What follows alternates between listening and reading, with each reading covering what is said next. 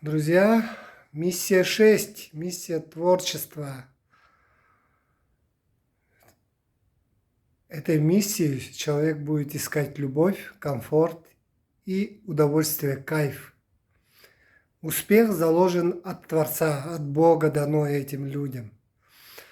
Но люди из-за того, что хотят кайфовать, из-за того, что получают удовольствие от жизни, они могут прожить свою жизнь в поиске вот этого удовольствия.